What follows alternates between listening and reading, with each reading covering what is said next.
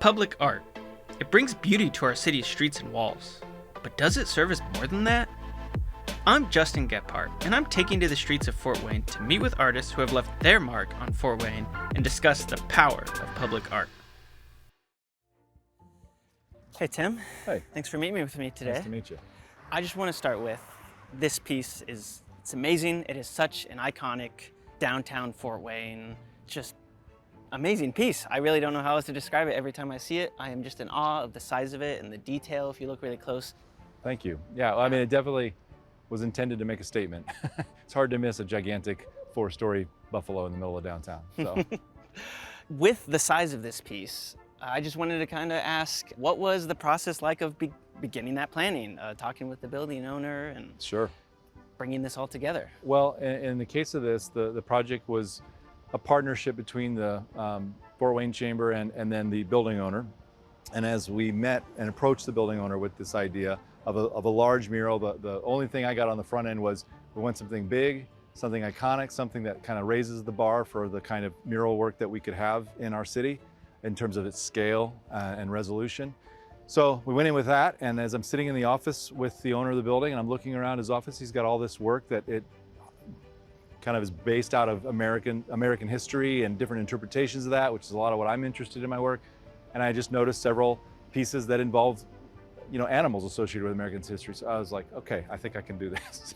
So I came back with a couple different options. One involved a moose, but in the end, the bison was really the one that we both were fans of. And then the use of the passenger pigeons as well, which kind of has some symbolic meaning. But that's how the idea came together. And then it just became a matter of tackling it. And like a lot of, whether it's a small mural or a big mural, it's kind of a piece by piece approach. A lot of this wall in particular involved some wall prep that was a little bit more intricate and difficult to do. But once we got to a certain point, we felt like it was ready. That's when the painting began. I heard you mention in there the passenger pigeons, and you said there's a bit of a special meaning there behind them. Do you mind touching on that a bit? Sure, yeah, well, the passenger pigeons were something I had in the back of my mind for a while, because right before moving to Fort Wayne, about 13 years ago, I did a mural in Cincinnati that was based on passenger pigeons. It was a master copy of another artist that does bird illustrations there, but it was about the extinction of the passenger pigeon, and Cincinnati is where the last passenger pigeon lived. So that was kind of in my thinking as far as looking at the bison as the solitary creature that was also almost pushed into extinction, and kind of how that story is also sort of a story of our country and its expansion and both the progress as well as the loss. So I wanted to put this hint of that potential extinction in the background. And so we landed on having a few of them, actually 19 of them, representing Indiana's entry into the order of the number of states, being the 19th state. So it's a little bit of a nod to that direction. But I wanted them kind of soaring past as a bit of a memory of something that once was. And thankfully, as we look at this bison, is still present. And with that kind of deeper message within it, with this piece being such an iconic downtown Fort Wayne standout location to swing by, do you feel when you were making the piece, which I'm sure you had quite a crowd drawn when you were painting this giant piece on the side of the building, but now, years later, do you feel that message was received and is still received by the community? I think so, and I hope so. I think that, a work of art has to kind of carry its own message, and inevitably people are going to take away different things from it than maybe the artist anticipated.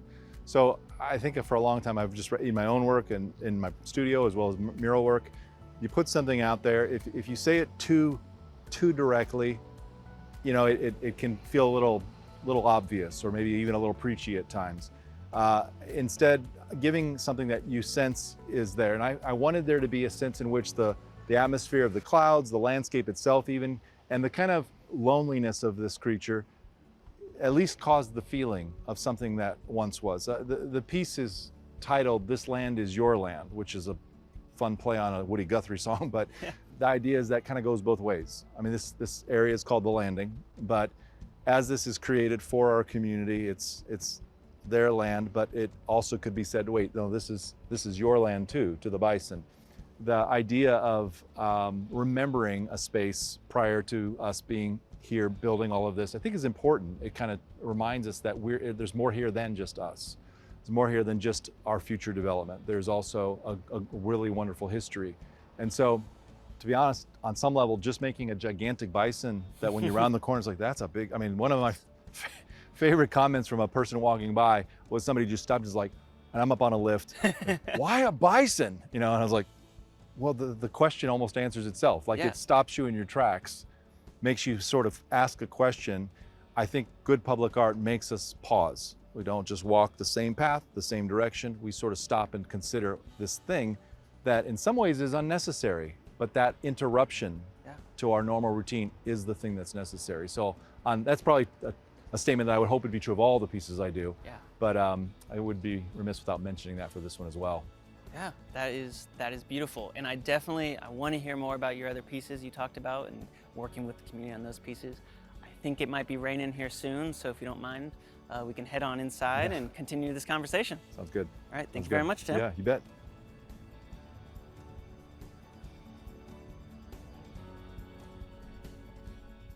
Alrighty, Tim. Well, thanks for joining me here inside. Looks like we definitely got out of the weather out there.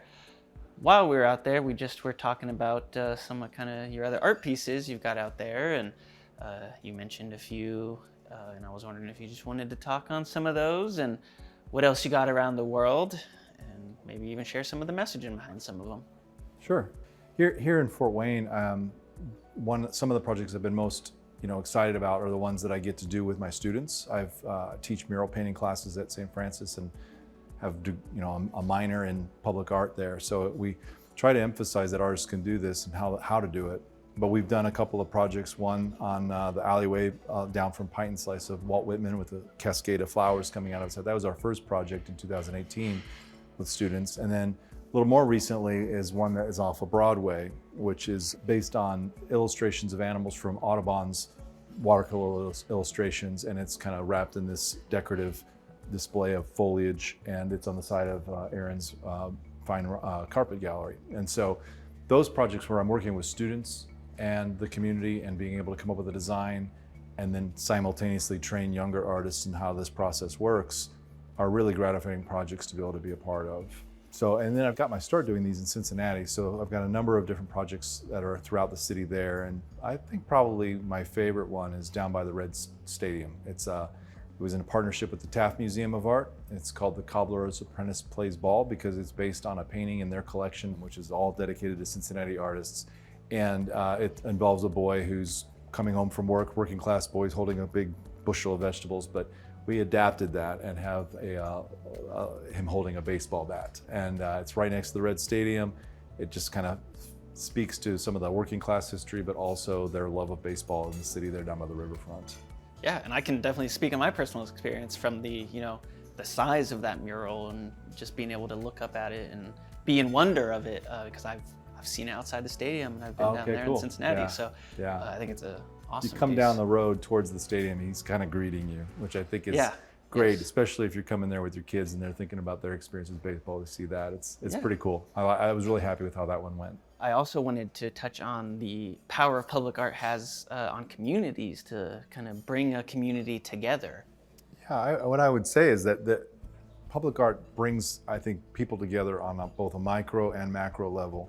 On the one hand, it's about a neighborhood or maybe a particular part of a city where when a project goes up, it brings people together perhaps as part of the ideas that go into it, the inspiration, their story, or just simply it's a place to gather and it becomes a place to bring their family that comes to visit. People who come to town and maybe take a mural tour or another public art trail or something like that.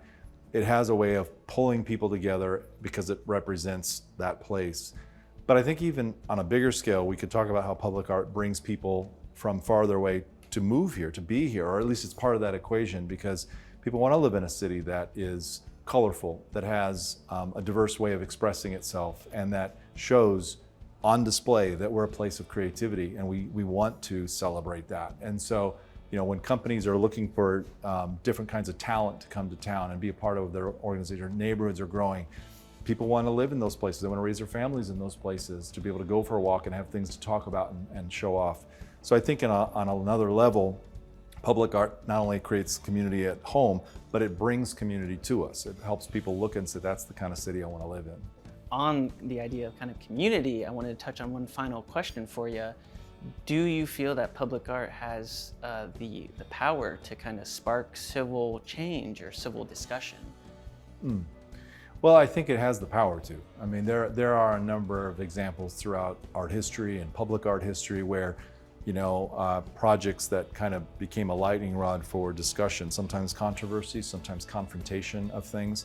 So I definitely think it has the power to do that. And so, public art can be a thing that creates dialogue, sometimes debate. And that is, I think part of anything, that's the power of art, is that it forces you to kind of maybe think beyond your normal ways of thinking and to ask questions that maybe aren't always asked. I think even if it's not so confrontational or whatever and doesn't necessarily stir that kind of dialogue up, it still has this ability for people to at least enhance their experience, that life in a community isn't just about streets and businesses and profitability, but it's also about beauty. And it's also about prioritizing that beauty. There's something about art that is kind of non-essential, and that actually is what makes it so essential, that we need those things in our life, in our world, that are there simply to remind us that it's not always about some of the other priorities that drive our days. Wow. Okay.